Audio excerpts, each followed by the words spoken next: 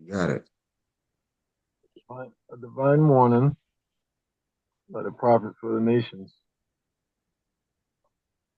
The citizens of all free national governments, according to their national constitutions, are all of one family bearing one free national name.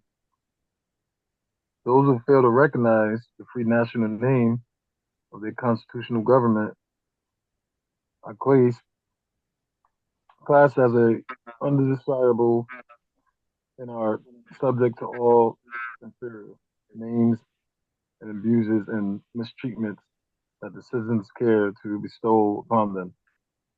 And it is a sin for any group of people to violate the national constitutional laws of free national government and cling to the names and the principles that delude us to slavery. I, the prophet, was prepared by the great God Allah to warn my people to repent from the sinful ways, to go back to the state of mind their forefathers, divine and national principles,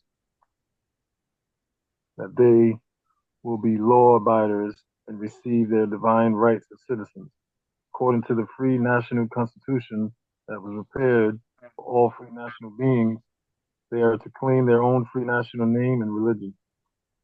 There is but one issue for them to be recognized by the government and of the earth, and it comes only through the connection of the Moorish Divine National Movement, which is incorporated in this government and recognized by all the nations of the world.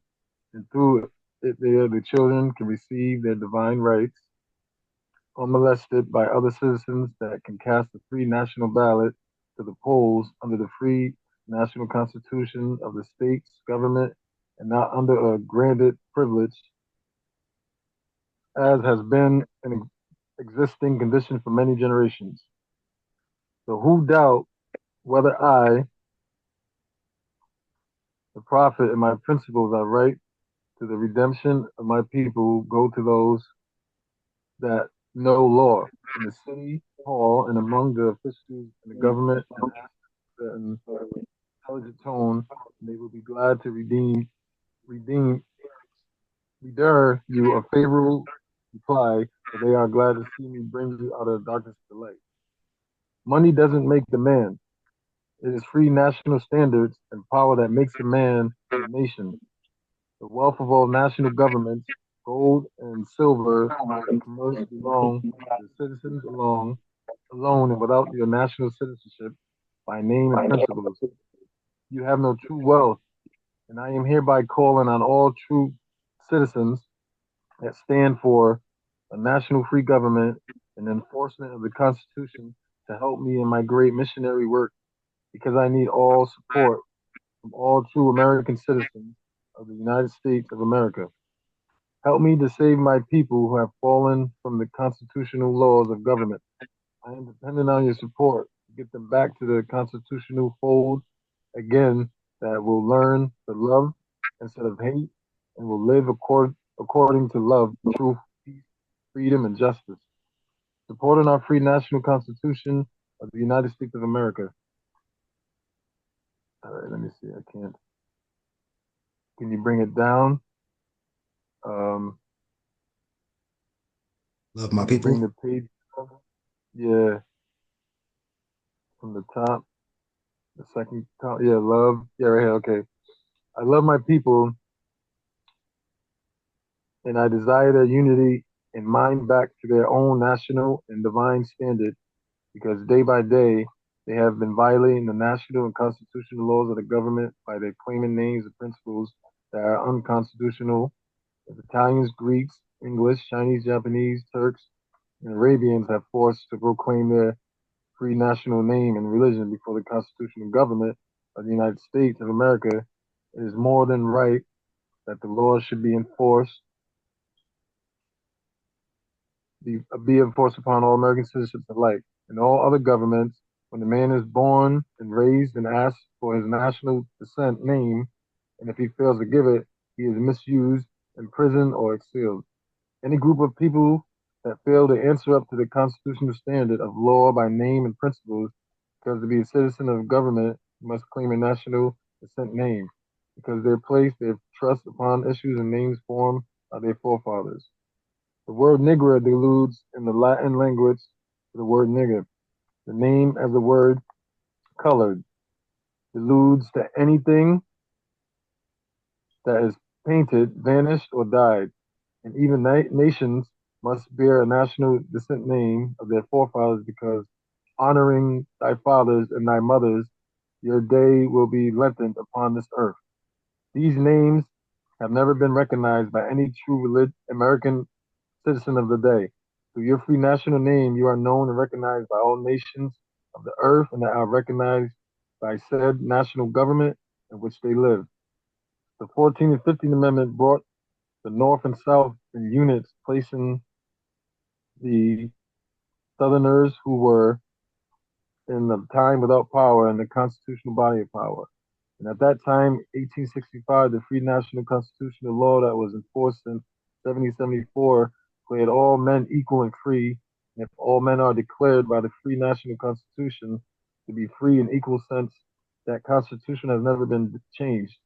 There is no need for applications of the 14th and 15th Amendment for the salvation of our people and citizens. Let's see, citizens.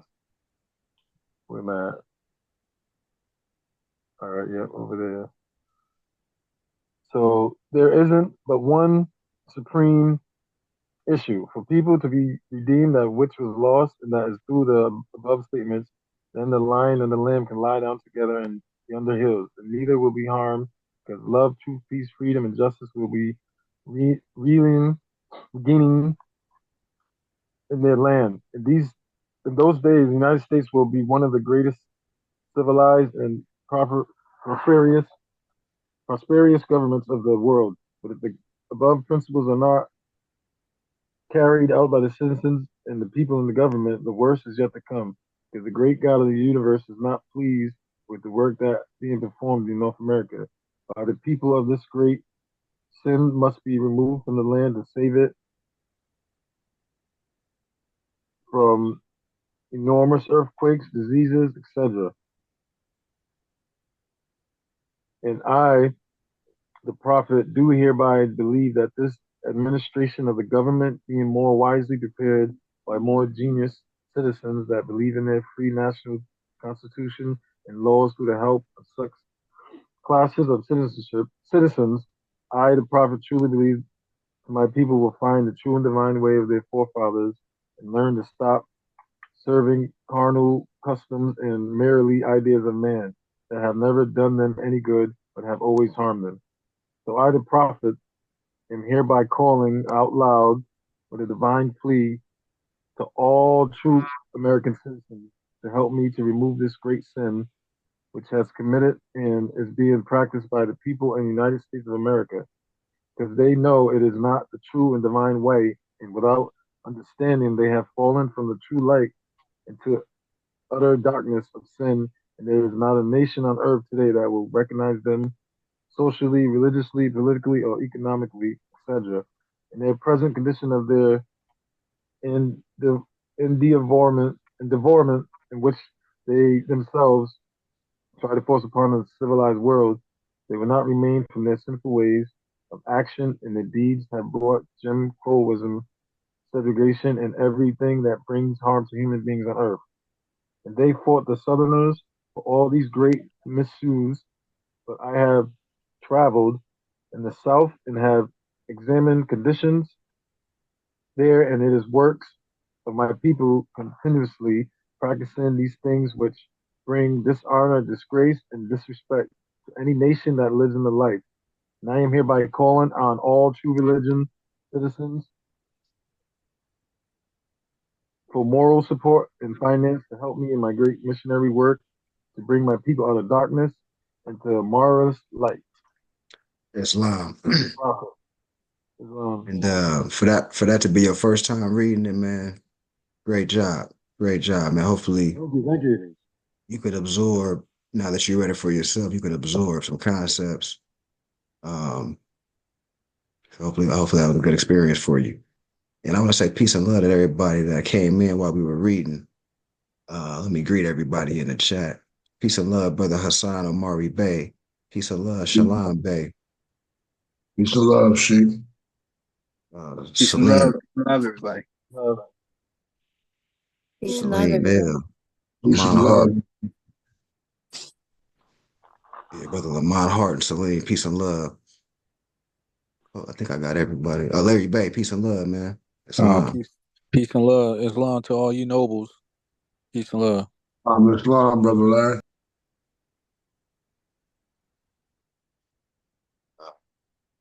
Yeah, man. Hope everybody had a beautiful week. I got something queued up. I got a demonstration queued up. Um, and I would love to hear some analysis from the chat afterwards.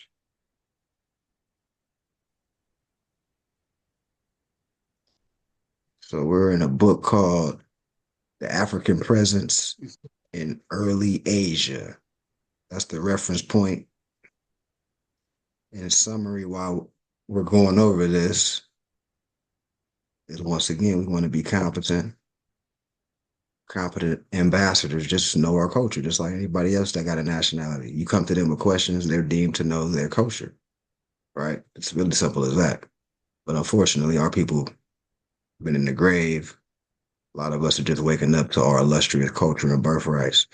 So we have to go through these, you want to call it a temple or think tank, and just to get acclimated with how great we were, what parts of the earth we were at anciently, how we can tie this in to people in real time, right? To grow the Moorish paradigm, because you're able to competently relate this to any nationality of people on the planet and show them how they connected. That's what this is about, sharpening our skills. At the same time, creating a brotherhood, at the same time, getting competent so we can grow. A lot of things are happening at one time, but it's a beautiful time. It's the most beautiful time of my life. Before I knew this information, I didn't have the same vibrational pool. It's yeah, this is beautiful. Oh, Brother Abdullah, peace and love, Islam. Islam, everyone. Peace. Peace and Islam, love, elder. everyone. Peace, everyone. What's on the agenda for the day? Oh, I got a demonstration, man. I want some analysis when I get done, criticism, the whole nine. So I got basically the Asiatic connection, Mm-hmm. how we connected. I got some literary work right now. Ancient presence in ancient Asia, the African presence in ancient Asia. And we transition to the 12 powers of man, All so right. metaphysical. Yeah, yeah. But yeah. All right. So African presence in early Asia. This chapter is dealing with Krishna and Buddha of India or Hindustan and the black gods of Asia. Keep in mind that some of the terms by the author of this book are connotative, and we know that. The whole point we're using this as cross-reference to elaborate on a main point. You can use this as supplemental. All right. So in this book, it talks about the ancient Kushite or Ethiopian culture, which may be called the archaic civilization. And I just want to use simple parallels. So we know the Kush, we know Ham and Kush, we know these as, you know, you could just say Moors, different clans, different families of Moors. In this book, it's saying they're the archaic civilization. You can cross-reference that. Well, I'm cross-referencing that with the 101s of Noble Jew Ali, the 101s. Archaic and old time is the same thing, right? Our culture, our way of life is considered an old time situation. It's not new on the block. Like Moorish culture is old. The word archaic means ancient. See how simple that was? That's how I talk to the people. I like to make parallels like this. I know that was just super elementary, But believe me, that's how you gotta talk to the people. You know what I mean? So that's how I'm giving a suggestion point on how to make parallels, right? All right, so continuing, when you start studying the culture of our people, you're gonna start seeing artifacts, Istanbul, Nubia. So we have an English traveler that visited one of the temples, and on the walls, he sees a story inscribed or a glyph in glyph form, the fall of man, as told in Genesis. Adam and Eve were shown in a garden of Eden. So the Adam and Eve story, the things we're learning in Genesis, is on the scribes of our ancient tombs on a lot of different places on the planet, specifically Istanbul right now. So when I see information like this, and of course we know more in depth, but we could take this information and present it in such a way to the common man that, oh, okay. So the Bible was just talking about ancient tribes of the Moors, or ancient tribes of archaic civilization, or ancient tribes of Moorish people, right? Without getting too wordy, you just keeping it real simple with realistic reference points.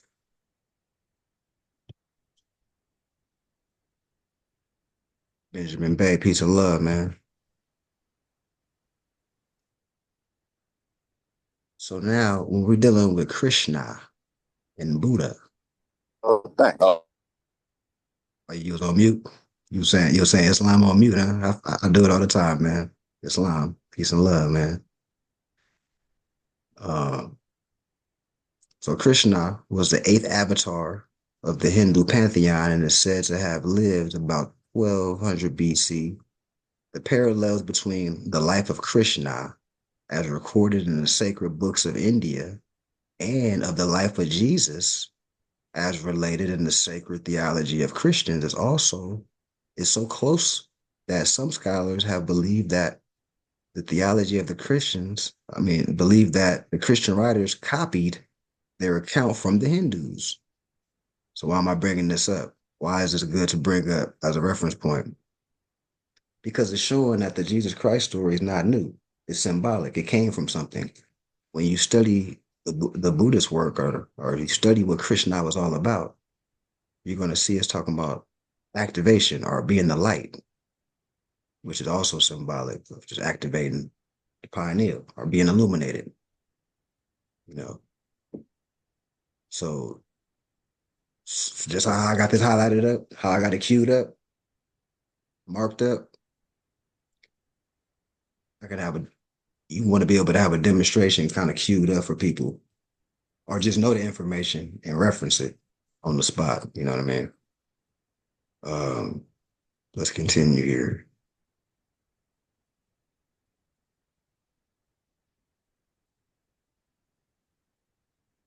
So, Mary, I am Jesus, the Son of God. That word which thou didst bring forth according to the declaration of the angel Gabriel to thee, and my Father hath.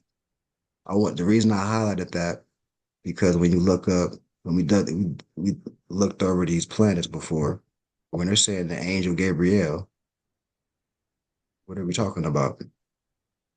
We're talking about the moon. So now that we got that refresher, let's go back to this sentence. What is Yahshua? What this brother Yahshua talking about at this young age? The word which thou didst bring forth according to the declaration of the angel Gabriel. So we talk about mother and my father. I came forth, right? Because it takes man and woman to come forth out the womb, right? It takes an activity from man and woman, or masculine and feminine, to create creation, right? Man, woman, child. So he's saying the energies of the man and woman, I came forth for a reason, for the salvation of the world. The birth of Krishna occurred the same way as Jesus. I'm not going to go into every little detail, but the bottom line is the Christ story came from the Krishna story. The Krishna story is dealing with the light. That's why Yahshua is already referred to as the light, the Son of God. We know this as study Moors, but we'll take tools like that, like this book, to cross reference, and then we can kind of highlight. I try not to fly off the handle too much without having some type of reference. Um, even though I might know the information, you still want to give people references. So what was Krishna and Yahshua doing? Oh, in this book, according to this author, the dead were raised. Demons were expelled, and the laws of nature were frequently suspended for the benefit of the church. So we got a lot of things going on. Krishna's story, the dead getting raised. The Jesus story, the dead getting raised. We know that's symbolic. Dead state of mind, activating the Christ.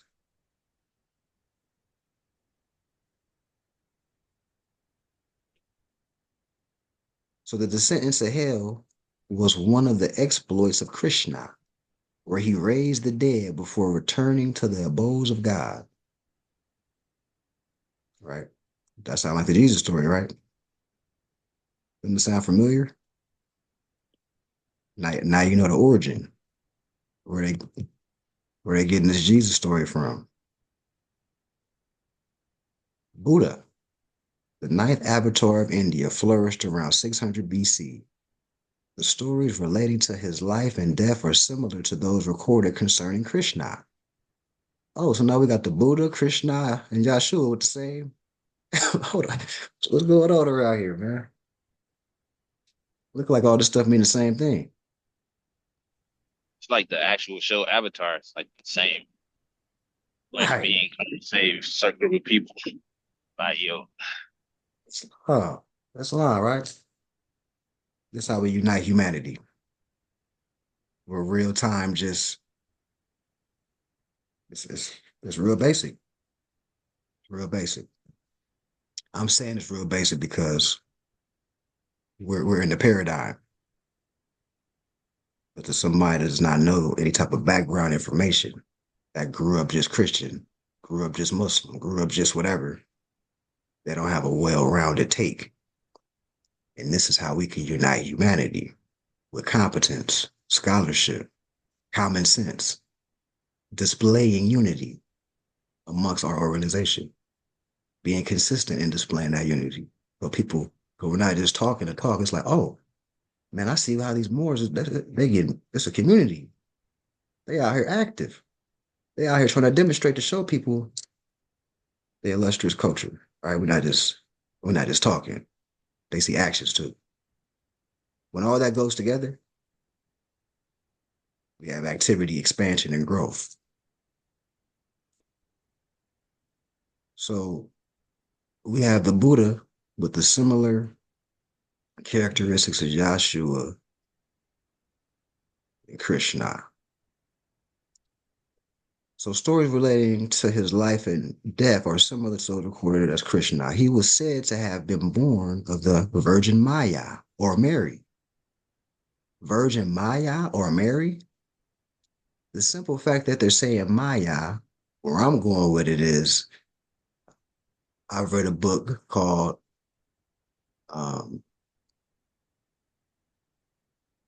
Queen Mu and the Egyptian Sphinx. In this book, they interchangeably say the Maya Empire, Moorish Empire, interchangeably. Okay. Maya, Mayan. So what I'm getting at is Virgin Maya or Mary. That's an interesting, one seems more of an archaic expression. And what I'm doing is just tying it into how this is our people. Whenever any type of stories about tribes, anything, of course, there's a lot of things going on in the Bible, a lot of different layers. But we're still talking about our ancestors infighting, losing our morality, messengers being sent so we can get our morality back up. A lot of different stuff going on, right? But I'm just pointing out the fact that we're talking about our people. And another way to explain that is whenever you're saying Maya, you dealing with the people that got misnomered, the Mayans, because we practice Mayat. So it's really another nickname, just like the Arab or Saracen or anything like that. Just know this is the Moors. And that's another way to explain to the people. All right, let me continue here. Oh, just and take note of this book too. Once again, this is a great book for whoever doesn't have this, just to get the African presence in early Asia. Just FYI. So we have women of Orisha, of our Hindu brothers, our quote unquote Indian brothers. I got high school friends that, from Pakistan, Hindu brothers. Um, you can connect the dots of how we're connected. Like I always mention, the Mauryan dynasty was a heavy influential dynasty in that area. Fez and turbaned up sultans and emperors in that area. If you bring that up, that's a unifying point. That's a unifying factor. Also, we have pictures of empresses over there.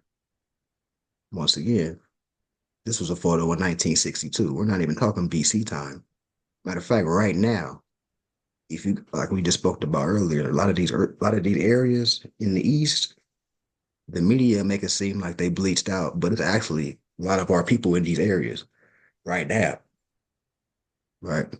They just call the indigenous people of that area that they living in the woods and all, you know, propaganda. Because if you're not fortunate enough to go there, all you have to go is just or know people that's from there. They got family there and reporting real time data.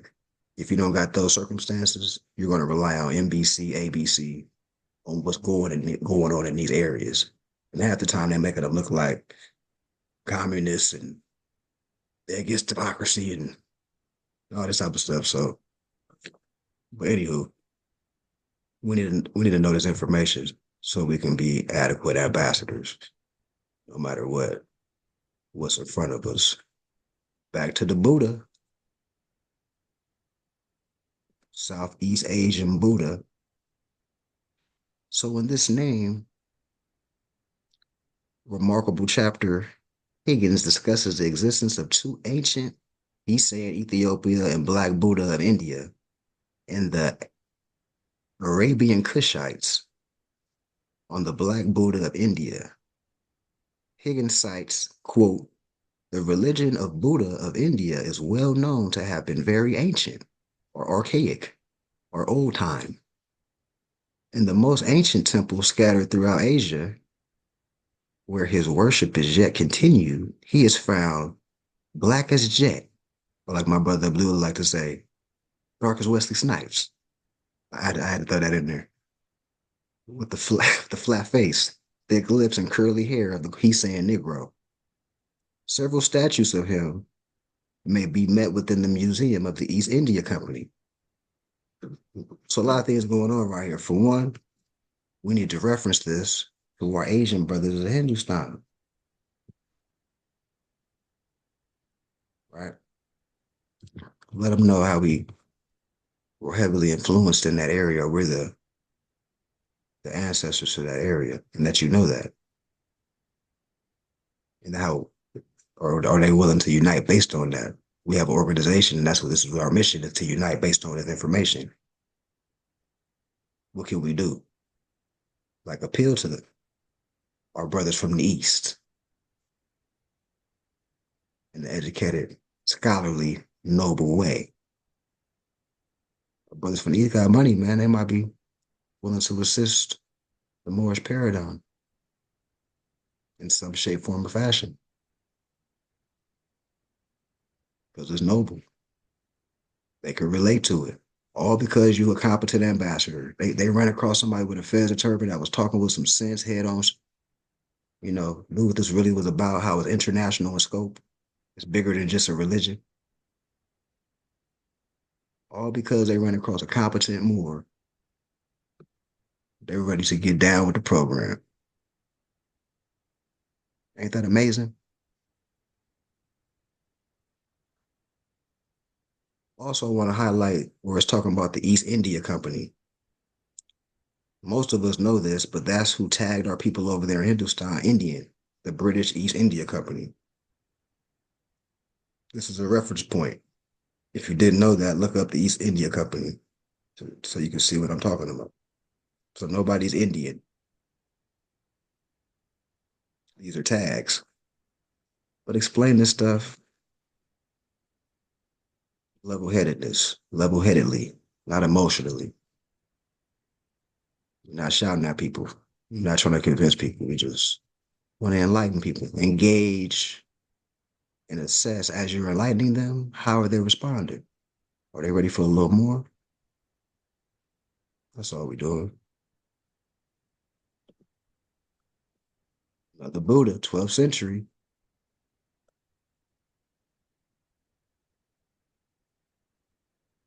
So this particular chapter dealing with the African presence in early China specifically. We drifted from Hindustan, now we're in China. Any Chinese people? Any Vietnamese people? Cambodian? Tibet? You're going to see in this chapter, you're going to have tools to let them know, like, look, man, this is how we connected. This your culture. You didn't even know your own culture to this degree, did you? You're going to enlighten.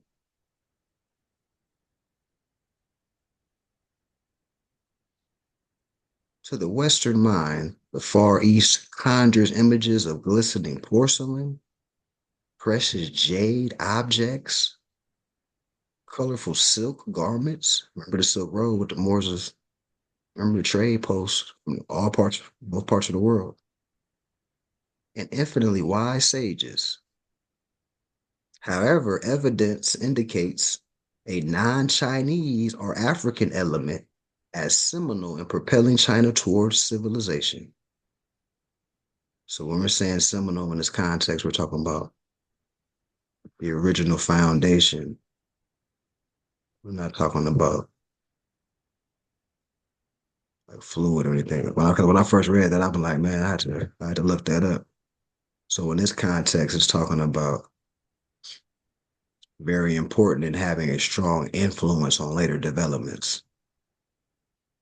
All right, so dark-skinned Moors, loosely referred to as Africans, were the foundation of what's called China's dynasty system, culture, disciplines, etc. This is a book to reference that fact.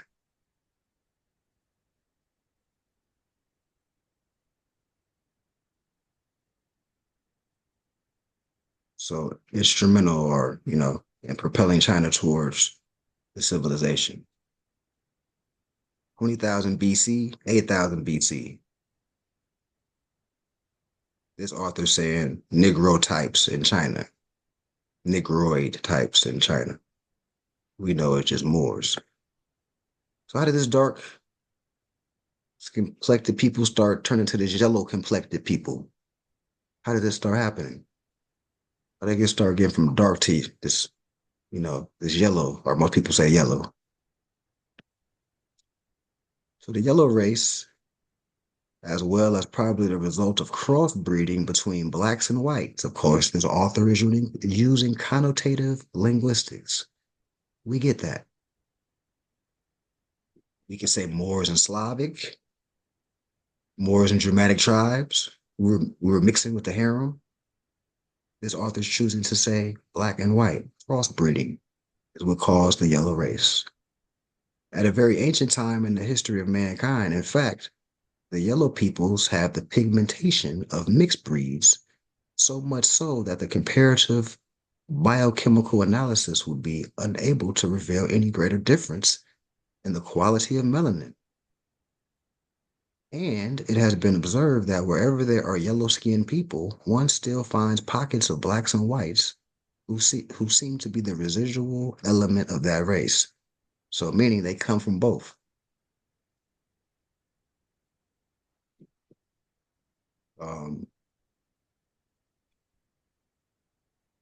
Let's continue. African people have known Asia intimately from the very beginning. Even today, after an entire series of Holocaust and calamities, the African presence in Asia may exceed 200 million people. So not only is the evidence showing that we created the dynasties and the disciplines, but today it's over 200 million dark-skinned people in these areas. They're just not talking about it in the media. They want the narrative to be dark people came from Africa and got shipped and colonized and shipped to different areas. They don't want you to know that the whole world has a melanated population in the woods somewhere or an indigenous whatever area. And there's actually a lot of them.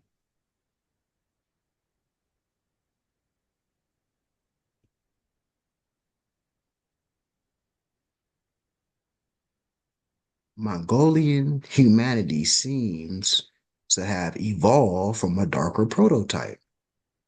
So when we hear Mongolian, Mongol, those are dark, woolly haired people.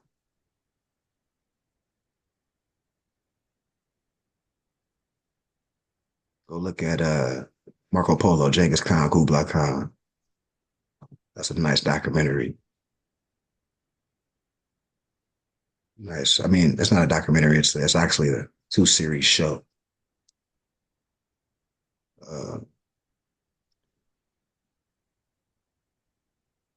so the missing element to this puzzle may be found in ancient Chinese legends. They describe in their annals a primitive, hairy race of people whom scholars now identify as Anu.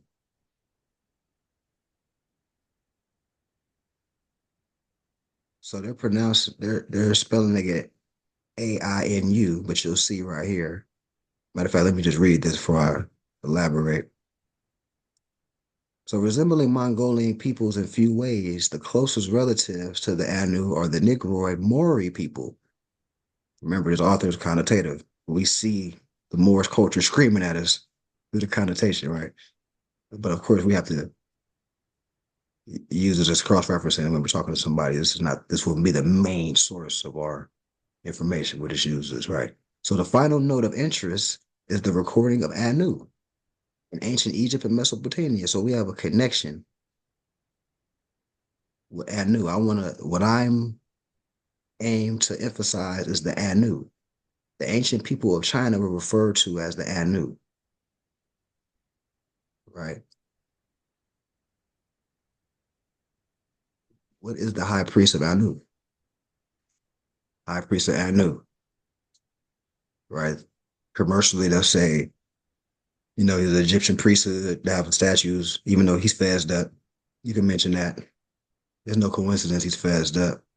But I like to go a little more in depth and just show, Anu, the word more. The word more. What is the word more on the hieroglyphs? Hieroglyphic dictionary. More. Palmero Stele or scribe, the title of the high priest of Anu. So the more is Anu. So when you hear Anu, you're hearing more. This is why we cross-reference. We're scholars. Moors are known to be scholars. So we need to be in real time what? A scholar. What do scholars do? They don't just talk. They talk and reference. All this is leading back to being a polished ambassador for your nation state. Competence changes your political status. Is the mere fact that you're competent, you're no longer a minority. The minority is incompetent, has the capacity of a minor. So when you're seeing Anu, you're seeing more. Wasn't that simple?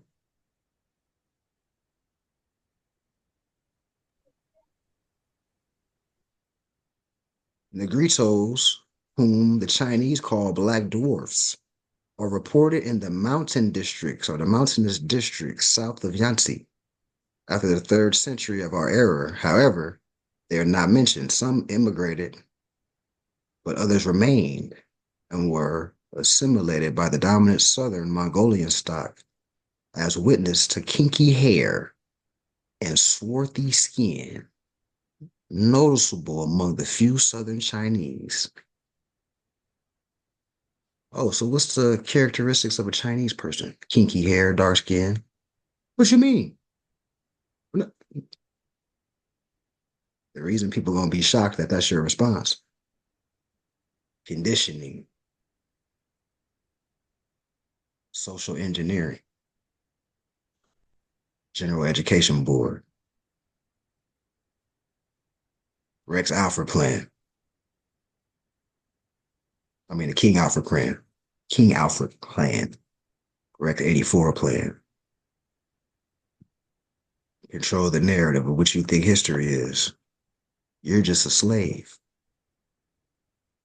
That's it. You can't know about this side of the game. You was a high priest of Anu. You was the nobles of the world. You over here healing people, raising people from the dead, creating holy books for our people that lost their way. You can't know about all that. But since we do know about that, we're our brother's keeper. We were fortunate enough to get this information. We could have been asleep like most people are. So we got this information for a reason. We're getting this information for a reason. It's because we were called to do something with this information to unite the people. It's bigger than us. This is bigger than us. Accept the challenge. Can I make a comment? Oh, you got it. 9L. Yes. Are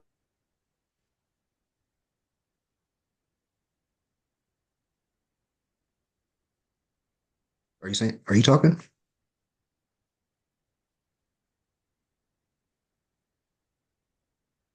Yeah, I'm not sure if anybody else here are talking, or can anybody hear me? Can you hear me? I hear you. Okay, now she coming through. Okay, I hear you now. It might be. Yeah, You hear me now? Yeah, you No, good I now. just like the. Okay. No, I was just saying I like the cross reference, and I think this would be like a good like a. I think this portion would be a good little clip to put up and to share on like social media so people can see. Because I know sometimes like posting up the videos and stuff, people like the little short clips, and I feel like this is like a perfect clip from this page into the hieroglyphics you just showed us. Okay. Okay, yeah, for sure. Uh, Great minds think alike, because I was actually thinking about doing that. Um, so yeah, that's that we could definitely gonna manifest that. get the word out more. Oh yeah. Yeah, with simple demonstrations, you know. Um, where was I at? So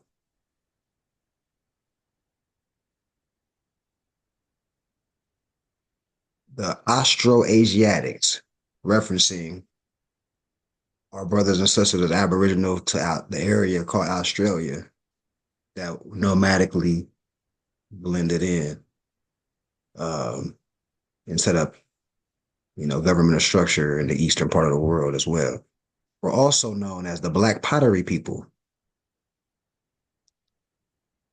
would later be called the Squatting Barbarians. On the East Coast, stretching north to far south, was an oval act culture of the Papuan people. The Quatrefages describe the earliest inhabitants. I looked this Quatrefages up. I looked that up. He's a he has a PhD basically. Describe the earliest inhabitants of China as having straight and woolly hair, jet black and glossy skin, thick lips, flat nose. So is reference upon reference upon reference that we can use in our arsenal to show the original people of Asia. We went through the chapter dealing with Hindustan or India. Now we're covering early China, and that you're going to see it's going to transition to what's now called Cambodia, Tibet, Malaysia, Vietnam.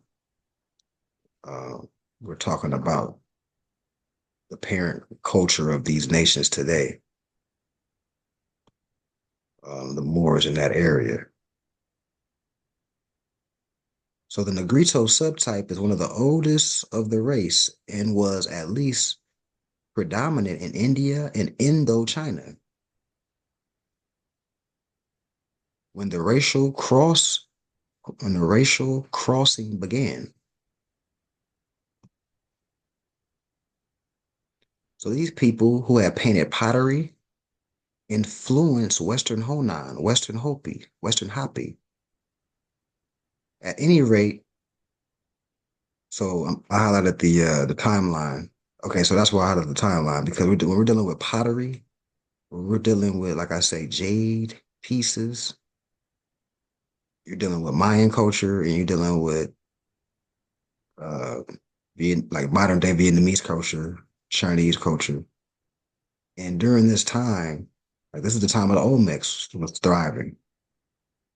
You know, this is the time the Olmecs was thriving. So we did a demonstration. Most of us was here when I went over in the Moorish paradigm how the Shi Amaru clan, commercially called the Olmecs, traveled to Manchuria and set up the Fusheng dynasty. And then we did a comparison and analysis of how when there was over here in America referred to the Olmecs, would still trickle down to the Mayans and Aztecs on how jade was really big and the calendar system was very big. That's why the Mayan calendar is heavily, revered and astronomical in origin. And we connect the dots. So here's another literary work that's pretty much connecting the dots. And pottery. The reason I brought it up, because even with the Aztecs, the Mayans, Olmecs was heavily into pottery. All in Peru, Central America, pottery is a signifying factor of indigenous culture.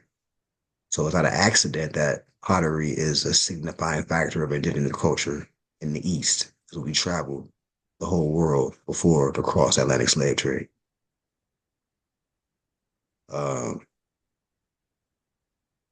Right, the Shang, right?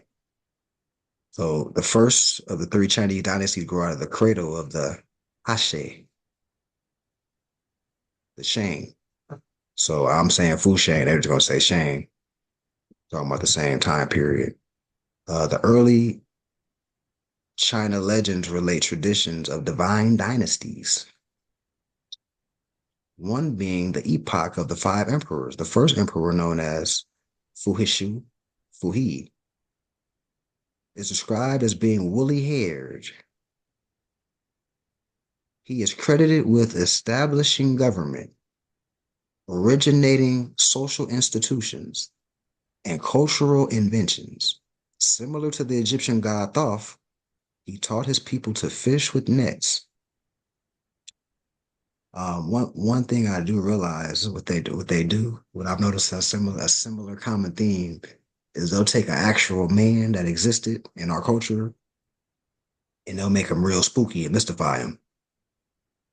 Like with Quetzalcoatl, with Jesus, Krishna, you know, the well, I knew this in general.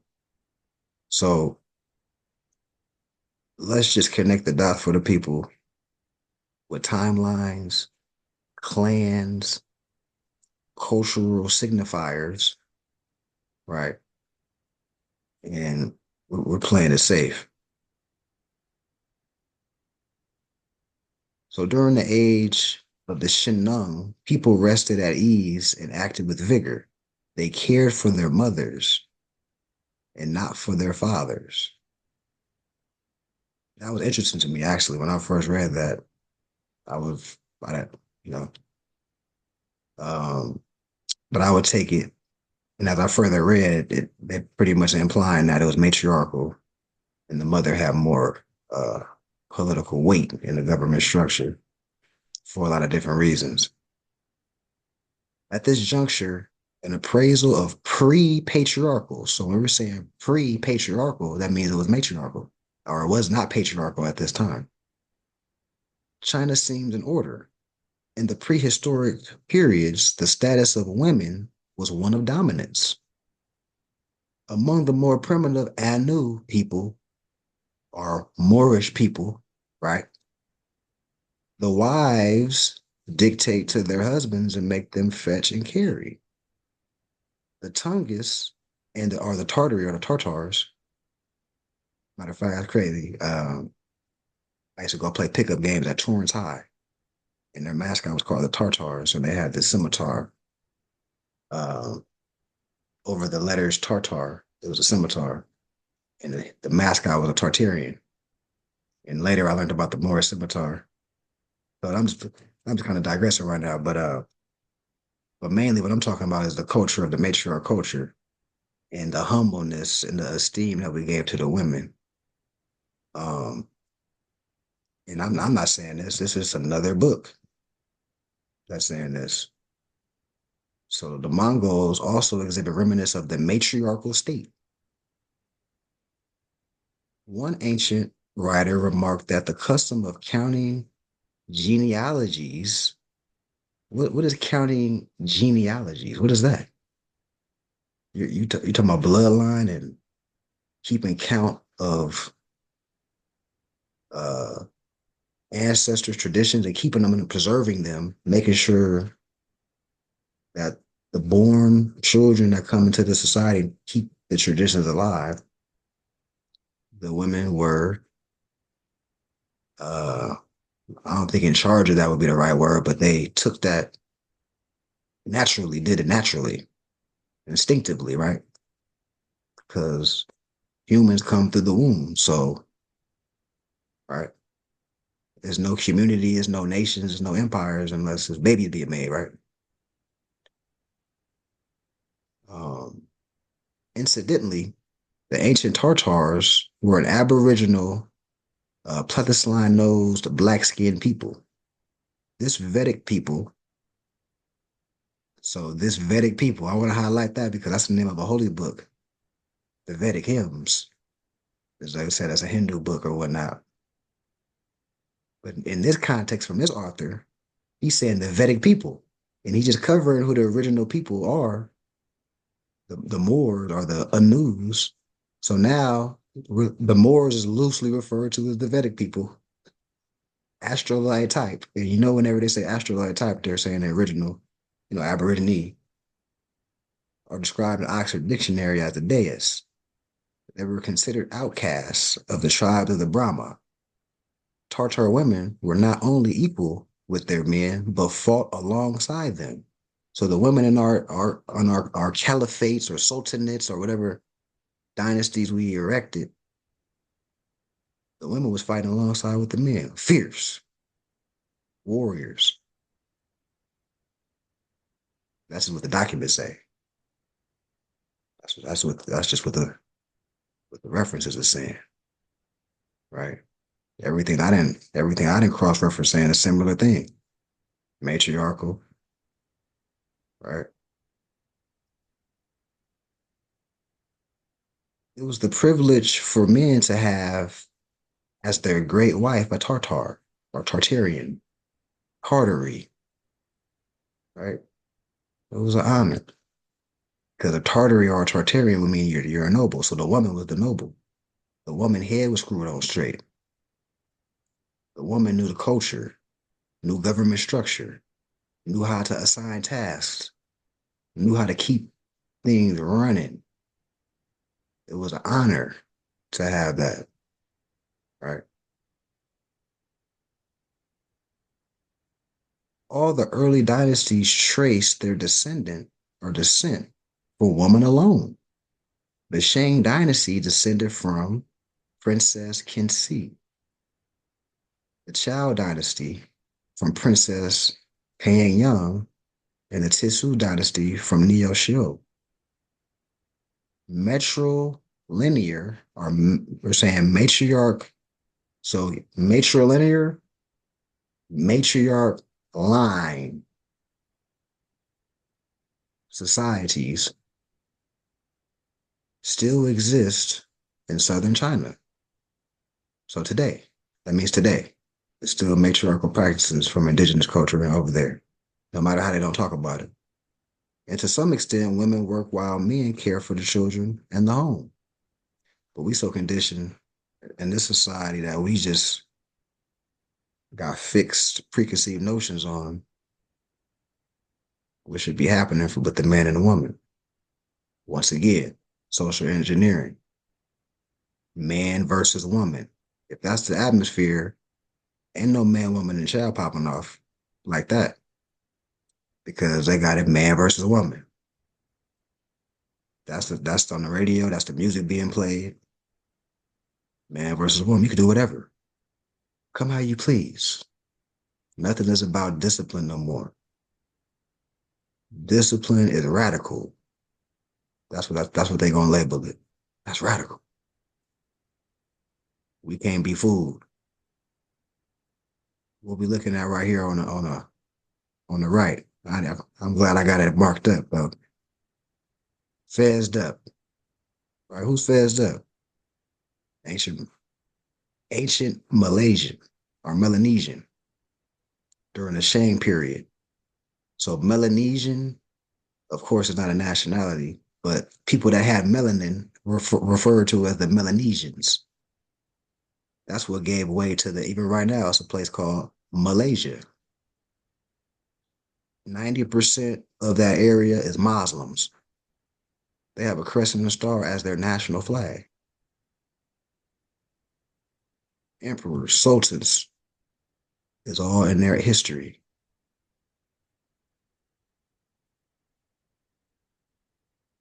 King Te or King Ta, founder of the Shang dynasty. As mentioned, these people were initially matrilineal culture or had a matriarch, worshiping a mother goddess and practicing agriculture. They had a priesthood, silk weaving. The Moors controlled the Silk Road.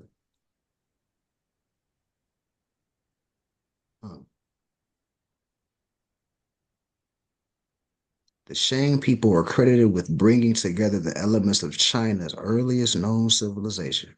That's why I said the Olmecs, who are really the the Shi Amaru clan, traveled the sea, set up civilizations, and what was Manchuria, that they called China, set up the Fu Shang dynasty.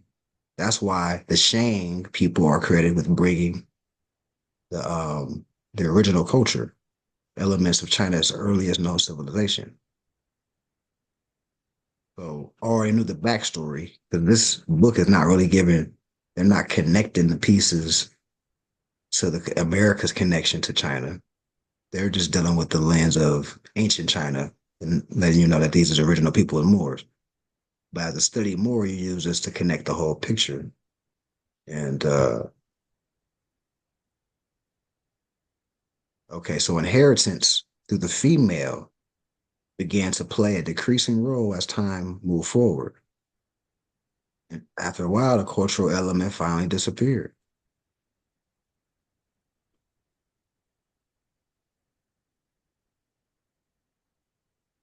Oh yeah, let's not sleep on this. These images over here on the right. This Malaysian artifact in the Shang period, bronze pottery. Bronze pottery with dragon images wrapped all around it.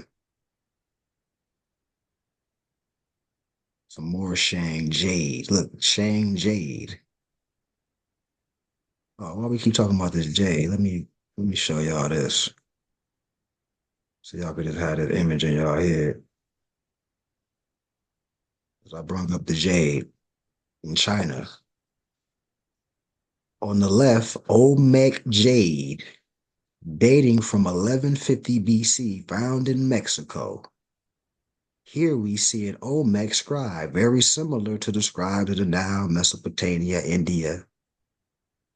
We just read China and West Africa. So I'm not just saying jade is connected arbitrarily. I'm saying we need to know our own culture so we can address the parallels and similarities of how the Moors spread the culture across the whole world.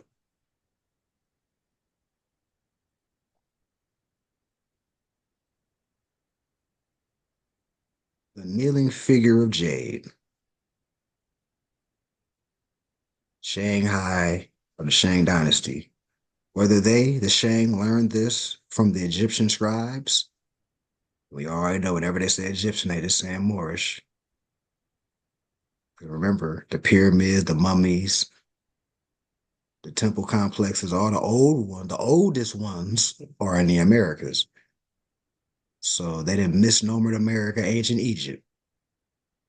So when you read, now that we know that, you read something like this, it pops out to you. Oh, the Shang learned from the ancient Moorish civilizations. And they brought that over here. See how simple that is when you got uncut information? Lady Fu Hao was a royal consort and female general who led military expeditions on behalf of her emperor. Once again, the empress would own business, doing diplomacy, running government, keeping the children abreast of the culture, keeping in line with the inheritance. The Tartar and Mongol women of Central Asia have long been noted as active, not passive, active, and warlike viragos. I had to look up this word viragos. Let me see if I still got it queued up. It's taking me too long to find it. Oh, there we go. So virago, in this context, a woman of great strength or spirit, a female warrior. I just had to look that word up. I never heard it before in my life, so I had to check that out. Now y'all know what it means. Um,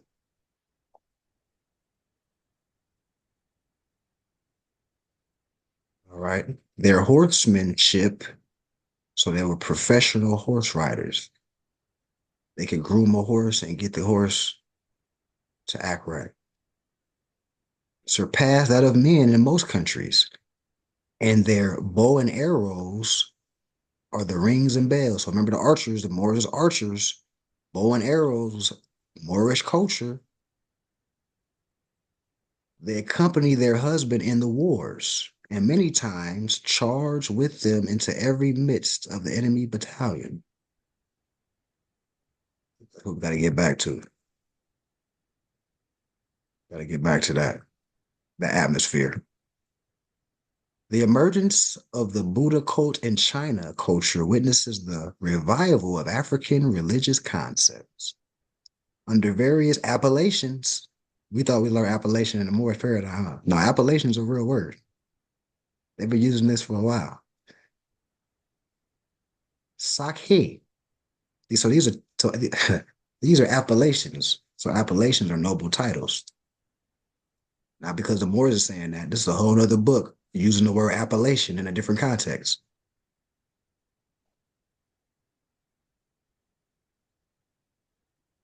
Buddha's cult was brought into China from India or Hindustan. One tradition holds that Buddha was an ancient Egyptian priest.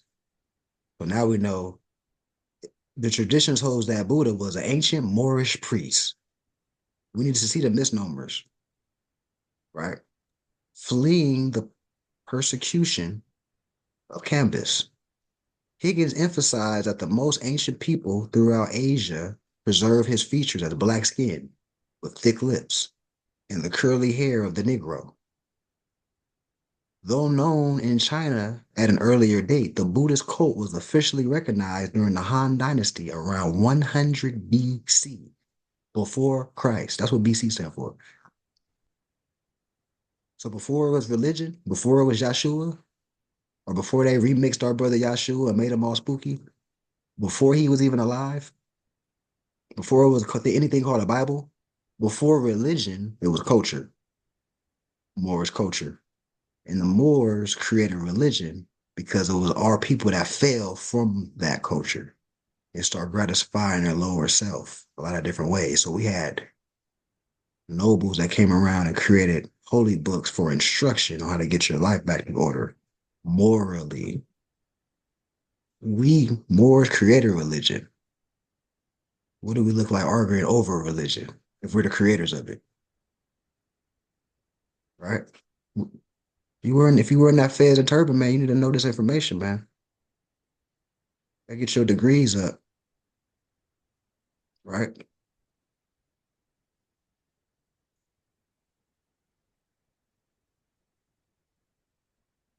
Term Mongol originates with the Tartars, also called Tungus or Tunghu in ancient China. These Tartars or Turks. So hold on. There go another nickname for the Moors. Now we the Turks. The reason we need to know that all these are the same people so we don't get rocked to sleep. We can explain to people how this is just all saying Moors. The Turks, the Egyptians, the Sumerians, the Phoenicians, the Olmecs, the Carthaginians. All of these are the same people. And all these people have fezzes on, actually, in stone in their respective territories. So the Turks, same people. The ancient Tartary kingdom centered in the Tarim Basin, but included part of Tibet and Manchuria.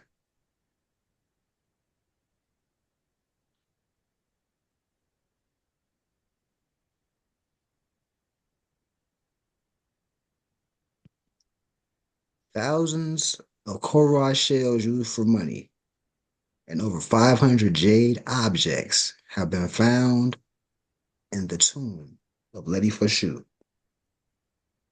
So back to that jade.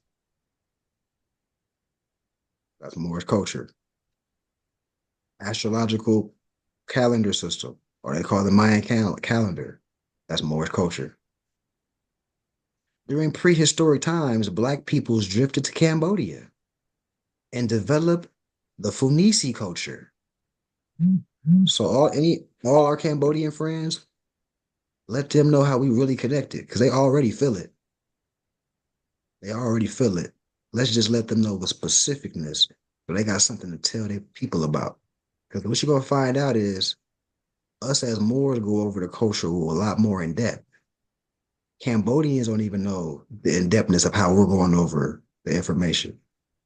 So it's imperative that we digest this information and spread the light for unification purposes.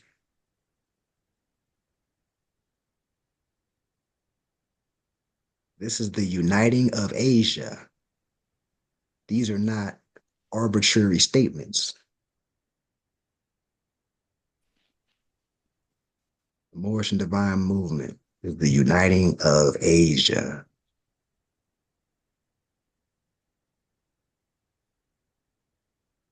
Physically similar to the dark-skinned Funis and Ammonites, Annamites of Indochina, later known as Vietnamese, the Khmer were classified as darker than Vietnamese.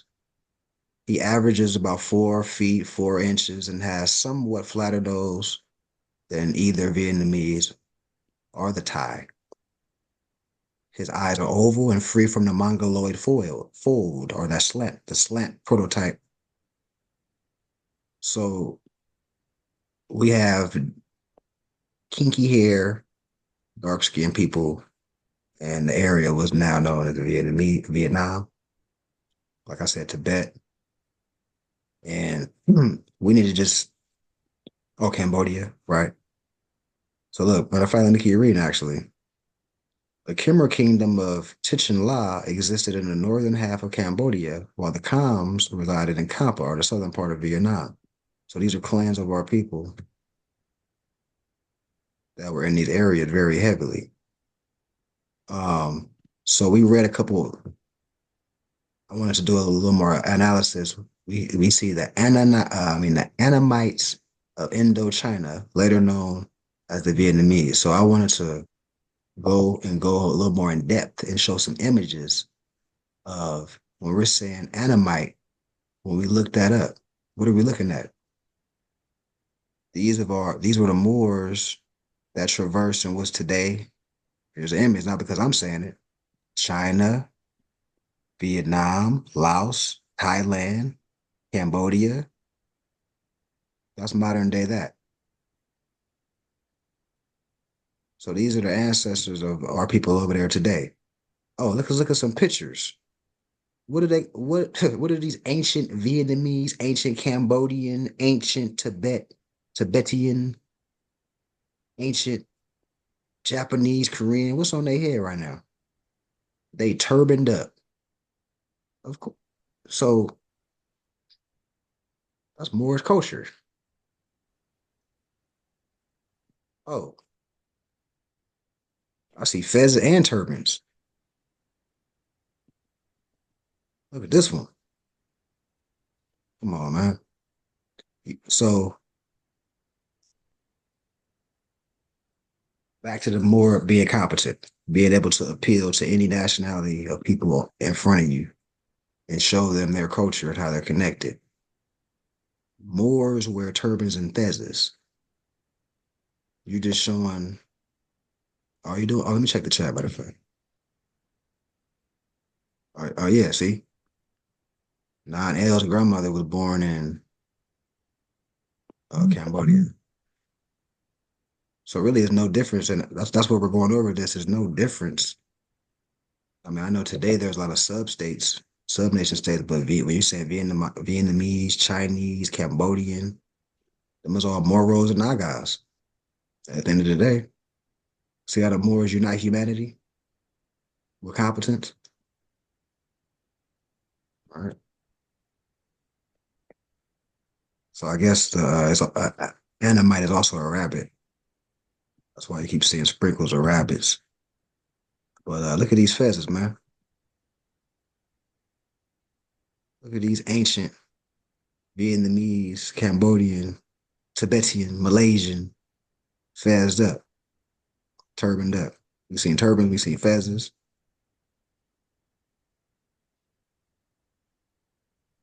Just some images, I would just in also case. like to make a comment really quick. Oh, sorry. Oh yeah, go ahead.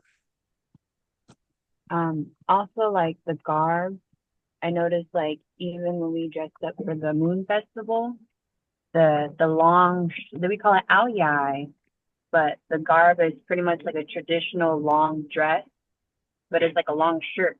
It's kind of what it is. And I noticed like over like Islamic fashion, like it's very similar, like garb. It's just it's a little different, but they all look the same. And we were sitting next to each other. They look the same, like culturally. Yeah. You know what I'm talking Yeah. about? Yeah, no, exactly. Yeah. Morris garb. Yeah. Yeah, that cover, yeah, Morris garb, I would say was the original standard dress. You know, look, you just look on the left, he got a holy book in his hand. These are nobles, these are sages, these are high priests, right? And is this leg crossed like Noble Ali or on the far right, or is the other leg brother Hey, with his legs crossed hey man. in the You chair? feel? Yeah, that's yeah, the far right. Yeah. Yeah, Mm-hmm. He got his leg I remember crossed actually. like a picture with Lincoln like that as well with his son when Noble Ali is sitting in a chair with his legs crossed. Yeah. You know, Islam. So what got me on that Annamite journey was I looked at I was reading this book, physically similar to the dark-skinned Fuanese and Annamites of Indochina, later known as Vietnamese.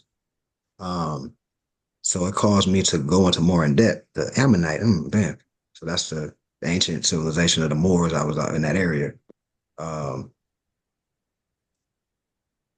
and then when I looked at this, how our indigenous cultures covered the northern half of Cambodia and the southern half of Vietnam. That's like right next to each other. Like, you know what I mean? So it made sense to me. I'm like, okay, Vietnam and Cambodia right there. So that makes perfect sense. Of like that was a territorial reach. Um, Oh yeah, I think that's what I covered in this book. How you feeling about that? Any thoughts on that piece for retransition? On the That is ancient the question. Asiatic piece? Hmm. So you said the word Ammonite. So that would be the word that's linked between more and ancient for like indigenous Vietnamese people is Ammonite. Yeah, yeah.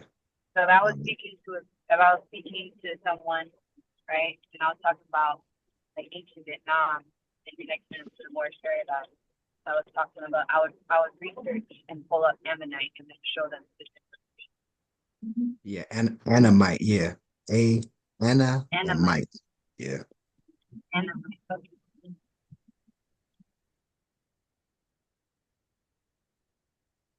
Okay, we'll review it. What about anybody else? How everybody else feeling a little more competent to make some connections? Yeah, I'm just sitting back learning, man. Taking notes, okay. Yep, I'm just taking notes. Okay. Yeah, man. Okay. Nobody have any thoughts on that space? I'll transition to the next part of the demonstration. Um, we are on chapter 4 now of this book, The 12 Powers of Man.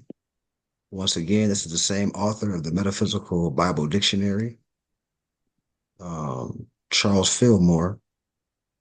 We're dealing with wisdom and judgment. That's the topic at hand, wisdom and judgment. Which is the greater, wisdom or judgment? I mean, wisdom or love? After long study of the analysis of love given by Paul in the 13th chapter of First Corinthians, the Bible reference, Henry Drummond pronounced love to be the quote, the greatest thing in the world. His conclusion is based on Paul setting forth the virtues of love. Bible reference. Had wisdom been as well championed as love was, the author of the greatest thing in the world might not have been so sure on his ground. It goes without argument that love wins when everything else fails. But notwithstanding her mightiness, she makes many blunders. Love will make any and every sacrifice for the thing that she loves. On the other hand, she is enticed into a trap after trap in her blind search for pleasure. It was this kind of love that caused Eve to fall under the spell of sensation, the serpent. She saw that the fruit of the tree was pleasant to the eye. She followed the pleasure of life instead of the wisdom that would have shown her how to use life. Ever since we've had pleasure and pain or good and evil as the result of Eve's blind love, what kind of people would we be if Eve and Adam had been obedient to the Lord of wisdom instead of obeying the senses of love? This is one of the biggest questions that anyone can ask. It has been debated for many, many centuries. It has a double answer. Those who get the first answer will claim that it's correct, and those who get the second answer will assure you that there can be no other conclusion. The question hinges on one point, and that is, one must experience evil in order to appreciate good. If it were possible for man to know all the wisdom and joy of the infinite, he would have no necessity for experience with the opposite. But do we have to have pain before we can enjoy pleasure? Does the child that burns his hand on a hot stove have a larger consciousness of health when the hand is healed? Has it learned more about the stoves? Unnumbered illustrations of this kind might be given to show that by experimentation, we learn the relations existing between things in the phenomenal world. But if we apply this rule to sciences that are governed by absolute rules, it becomes evident that there is no necessity for knowing the negative. To become proficient in mathematics, it is not necessary that one makes errors. The more closely one follows the rules in exact sciences, the more easily and successful one makes the demonstrations. This goes to prove that the nearer one comes to the absolute or cause side of existence, the greater is one's understanding that wisdom and order rule, and that he who joins wisdom and order rules with them. Right? So I like how that was worded too. You know, when you're demonstrating, when you're presenting information, the world, how it works, is following rules and exactness. It's order. We say Islam or the I self law and master. So in order to have peace, well, it must be order. It must be some type of self mastery, right? When things are out of order, chaos. When things are in order, no chaos, smooth, natural.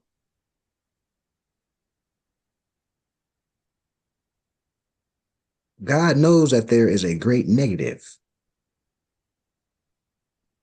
which is a reflection of his positive, but he is not conscious of its existence. We know that there is an underworld of evil in which all the rules of civilized life are broken, but we are not conscious of the world because we do not enter into it. It is one thing to view error as a thing apart from us, and quite another to enter into consciousness of it. In the allegory of Adam and Eve, I like how they said it's an allegory. In the allegory of Adam and Eve, the man and woman were told by wisdom not to eat, quote unquote. This book is saying it's an allegory. Not to enter into the consciousness of the fruit of the tree of knowledge of good and evil. But the pleasure of sensation, represented by the serpent, tempted them, and they ate. Sensation, feeling, affection, and love are closely allied. Sensation is personified in the Edenic allegory as the serpent, the most subtle of the beasts in the field. Animal forces, alive in abundance, carnal self. That's all we're talking about. The subtlety of sensation in its various guises is in its pleasure. The thrill that comes when mind and matter join in the ecstasy of life, when the desire for the pleasures of sensation is indulged and the guiding wisdom ignored. There's nothing wrong with the pleasure. It's just when you start ignoring the wisdom, ignoring your consciousness, ignoring your conscience, losing morality. Now you're drifting too far off into the pleasure. A realm of consciousness is established that regards the material universe as the only reality. The Lord, the knowing side of man, the Lord, the knowing side of man, talks to him, right? Talks to him in the cool of day. In the heat of passion and the joy of pleasure, man does not listen to the still small voice. But in the cool of day, that is, when he cools off, he reflects and he hears the voice of wisdom and judgment saying, "Where art thou, Adam?" The great day of judgment, which has been located at some fateful time in the future, when we all shall be called before the judge of the world and have punishment met out to us for our sins, is every day. And that's where the karma or, you know, the magnetism and things happening to you is a direct correlation on the decisions you've been making the last couple of years, last couple of months. It's a cause and effect. Judgment Day. You don't got, it ain't about you dying. Judgment Day is happening every second of the day based on whatever decisions you made thus far. The translators of the Authorized Version and the American Standard Version of the New Testament are responsible for the Great Judgment Day bugaboo. In every instance where judgment was mentioned by Jesus, he said in the Judgment Day, right? So I want to stop right there because my point is to bring up the fact of highlighting the analogies, highlighting the parables, and making it black and white the principle, right? And now it's not spooky.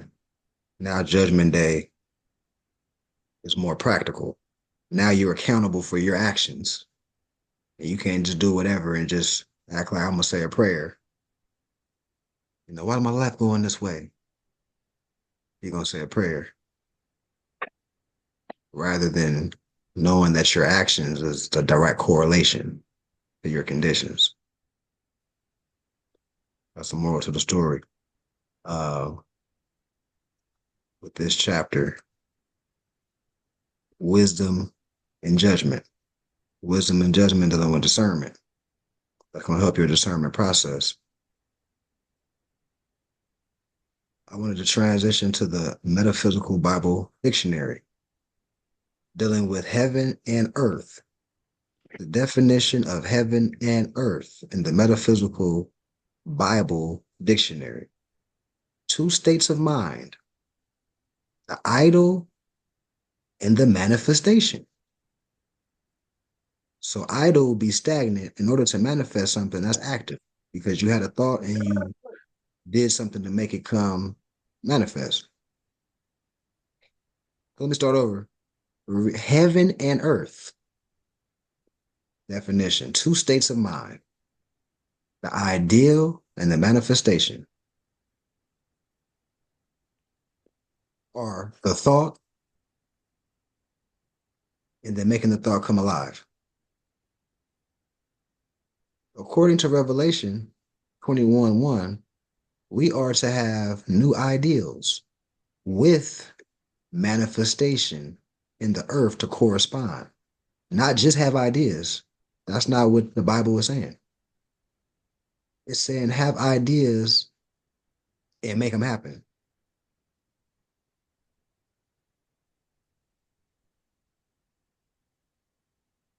God visioned two planes of consciousness, the heaven and the earth, or more properly, the heavens and the earth. One is the realm of pure ideas, the other of thought forms. Heaven is the orderly realization of divine ideas. Earth is the manifestation of these ideas. Heaven, firmament of the consciousness of truth that has been formulated and established. Heaven, restoration to faith and spirit, and the ultimate dominance of the good in all men will finally restore man to the heavenly consciousness from which he descended, right? Which we descended back to, we're in our grossest form right now. We can see each other. We descended back to the book, Light of Egypt, we read a couple weeks ago. Once we descend to the grossest state, we must ascend, evolve, unfold. As man unfolds, as God unfolds. Kingdom of heaven or of the heavens is a state of consciousness in which the soul and the body are in harmony with divine mind. Reference points. Definitions from the Metaphysical Bible Dictionary. Any thoughts on that? Before we transition to the prayer and close out. Any thoughts on anything? Comments, Yeah, I got questions? Islam. I got Oh something to yeah, mention. oh, yeah, you got the floor, brother. So it might not be that important, but like I said, now that I'm studying more, I see more. Um, I don't know if you've, well, obviously you've seen the show Martin. And so Cole, he used to wear a lot of different hats. So mind you, I've been watching the show for years. So I noticed one clip, Cole had a fez on. And I didn't notice until now because, I can see clear now, but that kind of amazed me. Tassel was hanging on the side and everything. I said, whoa, wait a minute. But it wasn't like this material. It was like cotton material. And it had the tassel on the side. And I'm like, oh, wow, okay. I just wanted to throw that out there. It start popping out, huh? Yeah, but like I said, the whole point is I didn't notice it until now. Like, I've been watching that show for years, and he has different hats. But I definitely noticed the present the tassel. I was like, oh, okay, all right. So they've been around, man. Entertainment, whether it's reality or all over. Yeah, man. How everybody feeling in the chat, man? Any other thoughts, statements, comments? How everybody feeling, No, man? I So, mean, I get that. Basically, everything go back to self, man. I mean, I said law and master, right? You know what I'm saying? Because it's all about battling or conquering. You know what I'm saying? Self, finding that balance. I mean, that basically what I get from it. Conquering the lower self versus the higher self, but using principles to be able to, what I'm saying, reach the higher level of consciousness. yeah, man. Yeah. Um, I actually I wanted to read a verse from the Mysteries of the Silent Brotherhood before I closed out, but did anybody still have any other thoughts, comments? Yeah. I thought today's lesson was a great lesson. I feel like, yeah, knowing yourself and then knowing when you are in balance, what does that look like? And then what is your behavior? Because to master yourself is to master your emotions and your behavior. So when those things do come up, what is the remedy? It's the principle that I feel like the principle really helps. So like it's great information. That's really it's gonna thank you for today's lesson. Oh yeah, yeah, no problem. No problem.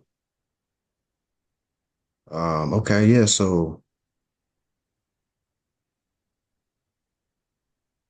I'm gonna close out with this book and then close out with prayer. This is chapter 8 of the Silent Brotherhood of the East. Remember, our holy books are principle based, and somebody mentioned it earlier, to principles to master ourselves, things to have in our conscious. So we're reading stories, about Yahshua and the test that he went through and overcame, so we can apply that in our everyday life for character building, morality, and humility. The council of the seven of the world, in every age since time began, but seven sages lived. At first of every age, these sages meet to note the course of nations, peoples, tribes, and tongues, to know how far towards justice and love the race had gone, to formulate the odd of law, religious postulates and plans of rule best suited to the coming age. An age had passed, and lo, another age had come. The sages must convene. Now, Alexandria was the center of the world's best thought.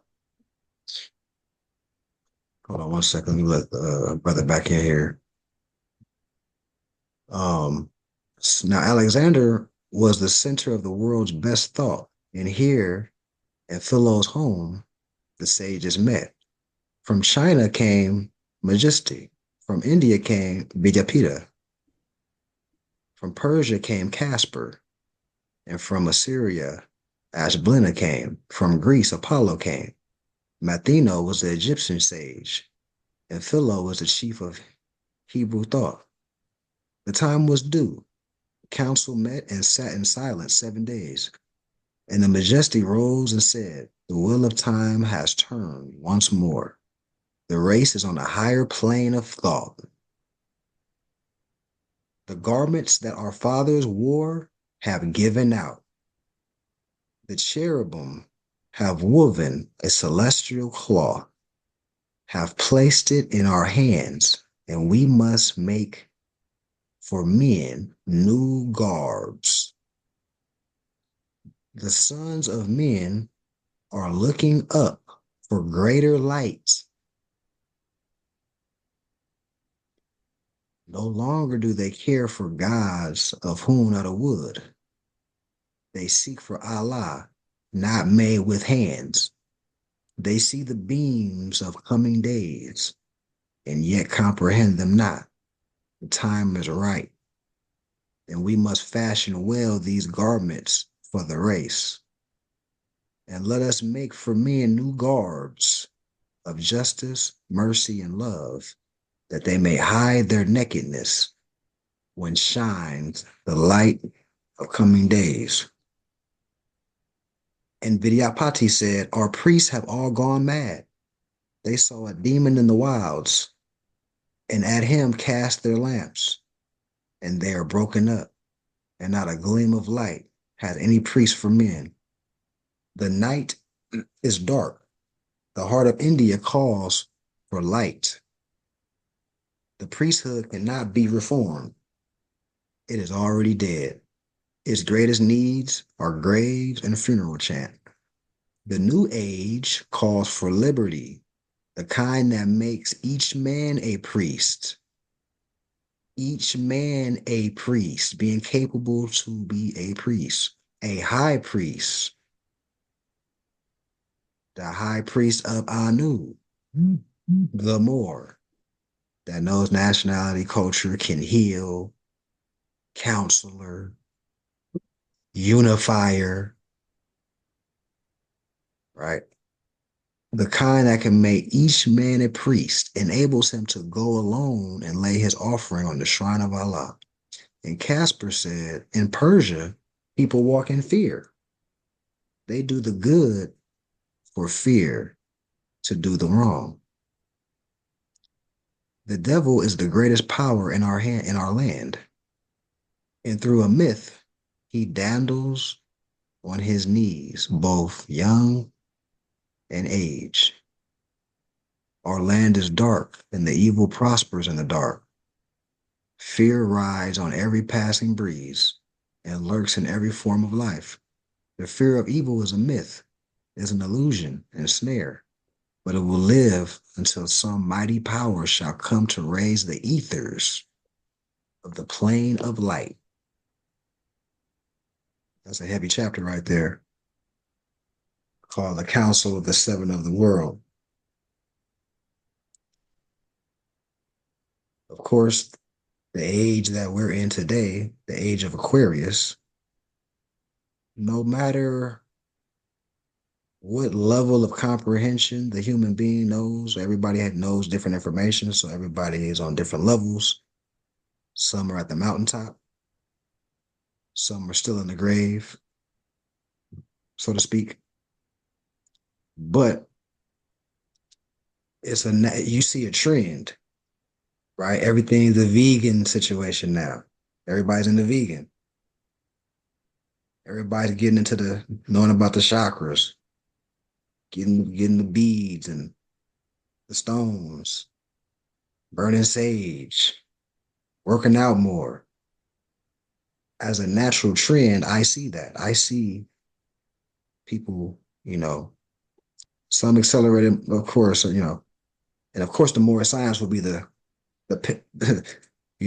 another level of comprehension and understanding, right? So we're ahead of the curve, even though people are waking up, people are making,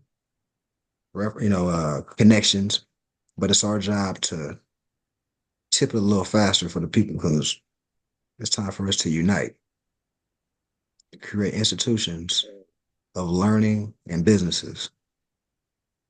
Let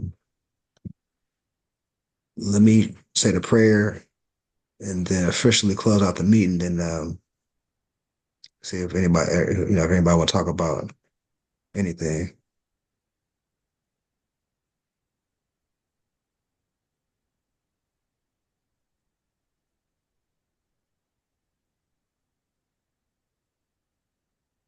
That's all good, Empress Indigo. Divine timing. Allah, Father of the universe, the Father of love, truth, peace, freedom, and justice. Allah is my protector, my guide, and my salvation, by night and by day. Through his holy prophet, Noble Jew Ali. Amen. Islam. So that'll conclude my demonstration for today. Any thoughts, man? How everybody doing in the chat, man? How's everybody doing, man? I know I see some of y'all once a week. The more than Cali, I kind of frequent more often. But